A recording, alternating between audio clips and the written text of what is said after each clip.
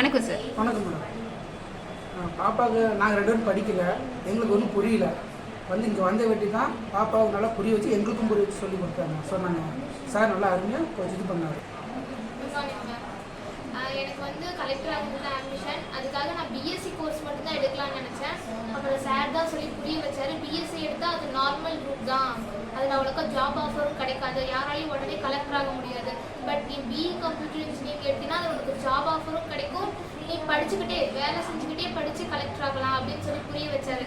அதுக்கடுத்து தான் ஒரு தெளிவான மைண்ட் செட்டுக்கே வந்தேன் மேம். அப்புறமேட்டு இந்த கோர்ஸ் தான் இதான் நம்ம ஃபியூச்சர் அப்படின்னு சொல்லிட்டு ஃபிக்ஸ் ஆகிட்டேன் மேம். Very good. சார் நல்லபடியாக சொல்லி இது பண்ண புரிய வச்சாரு. பாப்பா எந்த காலேஜ் சேருது என்ன படிக்கிறதுன்னு குழப்பத்திலே இருந்தாங்க. இப்போ சார் இருக்குது கவுன்சிலிங் வாங்க, இது மீட்டிங் இருக்குதுன்னு சொல்லி கூப்பிட்டாங்க.